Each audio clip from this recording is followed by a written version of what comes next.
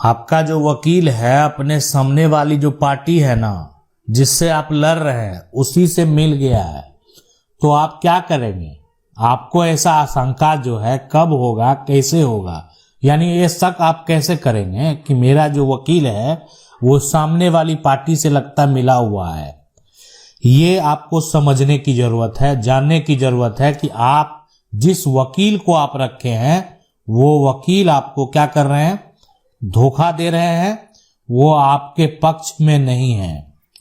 यानी वो तो आपसे अधिक पैसा उनको सामने वाला पार्टी दे दिया, तो बस वो सामने वाला पार्टी से मिल गए हैं। तो अब आपको ये समझने की जरूरत है, आपको ये समझ आना चाहिए। अब है कि ये कैसे समझेंगे? सबके मन में सवाल होगा कि आखिर ये कैसे समझेंगे। हम तो अपने परिवार में है ना, जमीन का जो है बंटवारा का केस लड़ रहे थे, बंटवारा का केस, या कोई ऐसा है आप कह सकते हैं जमीन कब्जा का केस लड़ रहे थे, कब्जा का केस। अब यानी आप कह सकते हैं कोई ऐसा है कि अपना हक की लड़ाई वो लड़ रहे थे, हक की लड़ाई। किसी का जो केस है वो यहां पर खतियान को लेकर है, तो किसी का जो केस है वो जमीन रजिस्ट्री को लेकर है। कोई वसीयत का दावा कर रहा है तो कोई जमीन रसीद से अपना अधिकार का दावा कर रहा है। आप जो कर रहे हैं, जैसे कर रहे हैं, लेकिन अगर आपकी जो यानी आपके जो वकील हैं अगर सामने वाली पार्टी से मिल जाएंगे तो आप बंटवारा में जो हक का दावा कर रहे थे नहीं ले पाएंगे, जमीन का कब्जा का केस आप हार जाएंगे। हक की लड़ाई लड़ रहे थे, हक नहीं मिलेगा, है ना। उसके बाद खतियान में सुधार की जरूरत है, आपका सुधार ही नहीं होगा। वसीयत के आधार पर यह दावेदारी नहीं चलने वाली है। रजिस्ट्री में अगर किसी प्रकार की त्रुटि है, सुधार नहीं होगा। जमीन रसीद के आधार पर कोई दावा कर रहा है यहाँ पर, यानी या जमीन रसीद जो है किसी का नहीं कट रहा है, अगर आपका वकील सामने वाली पार्टी से मिल गया है तो अब आपको सतर्क रहने की जरूरत है। अब ये कैसे यहाँ पर चेक करेंगे? तो सबसे पहले देखें क्या होता है कि आपको क्या करना है। आपका जो केस है ना, उस केस का एक फाइल होता है, यानी आप जो केस लड़ रहे हैं ना, ठीक है, उससे केस से संबंधित जो है आपका एक फाइल होता है जो वकील के पास रहता है। ये फाइल किसके पास? वकील के पास। इसमें केस संबंधित सभी दस्तावेज होते हैं। केस से यहां पर जो है संबंधित सभी दस्तावेज यहां पर देखें रहते हैं। तो एक तो ये हो गया कि सारा दस्तावेज, सारा डॉक्यूमेंट केस से संबंधित जो है इस फाइल में रहा। अब यहां पर क्या हुआ, केस प्रक्रिया जो है वो चालू है।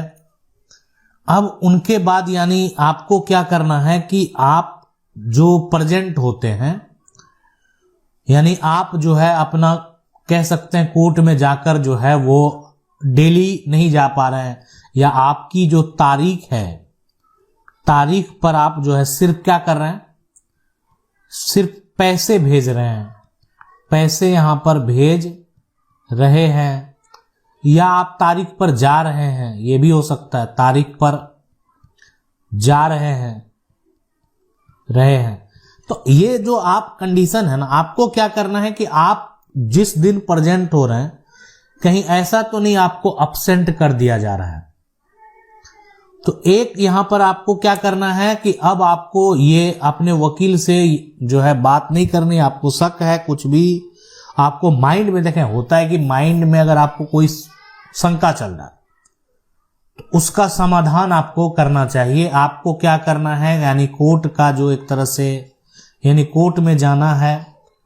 कोर्ट में जो आप कह सकते हैं पेशकार हैं या जो क्लर्क हैं, उनसे बात करनी है कि हम अपने केस का नकल प्लस हाजिरी जो है, यहां पर हाजिरी का रिपोर्ट देखना चाहते हैं, है ना, देखना चाहते हैं। ये हो गया।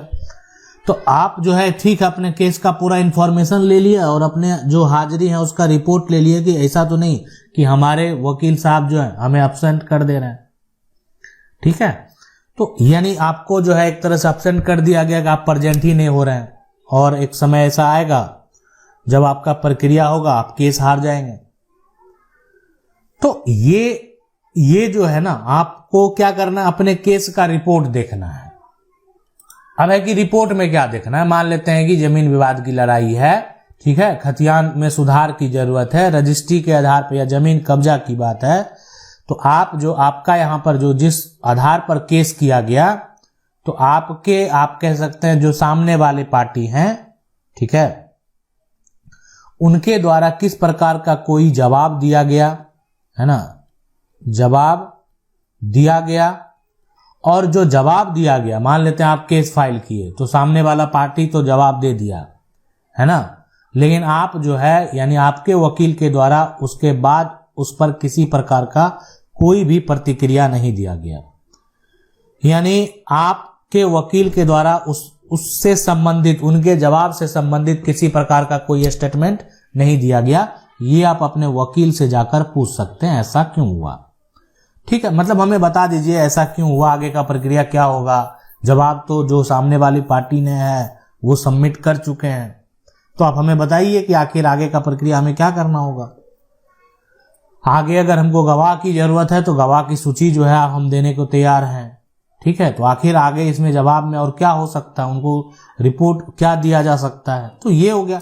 एक तो होता है कि नहीं, ठीक ना, आपका तो सारा डिटेल केस करने टाइम ही मेंशन हो गया, सामने वाला पार्टी क्या कर रहा है उससे संबंधित जवाब दे रहा है। अब उस पर कोई प्रतिक्रिया देना है, जैसे मान लेते हैं किसी प्रकार का जवाब को कह सकते हैं क्रॉस करना है, जवाब पर आपत्ति दर्ज करना, तो ये सब होता है। अब यहां पर रही बात आपके अधिकार का, तो आपके पास देखें अधिकार है कि आप अपना जो वकील है उसको आप कभी भी बदल सकते हैं, इसके लिए आप स्वतंत्र हैं, ये आप जो है कोई आपको रोक नहीं सकता है। यानी केस चलने के दौरान जो है अगर आप चाहते हैं कि अपने वकील को बदलना तो बदल सकते हैं, ये आपके अधिकार है। और हम आपको बता दें सबसे पहले कि अगर आप चेंज करेंगे सबसे पहले तो अपने वकील से आपको क्या लेना है, अपने वकील से आपको यानी जो है यानी फाइल प्लस एनओसी जो है जरूर ले लें, है ना, जरूर आपको लेना चाहिए, इसलिए कि आपको भविष्य में किसी प्रकार का दिक्कत नहीं हो, ठीक है। कि एनओसी लेकर आप क्या कर रहे हैं, नए जो वकील है उसको आप अपना केस में जो है डाल रहे हैं, और जो नया वकील आप जो एक तरह से नियुक्त किए हैं, आपको लगता है कि नहीं ये हमारे लिए बेहतर रहेंगे, तो आप यहां पर उनको क्या करना है कि फाइल है ना प्लस जो एनओसी है उनको दे देना है, उनको यहां पर दे देना है।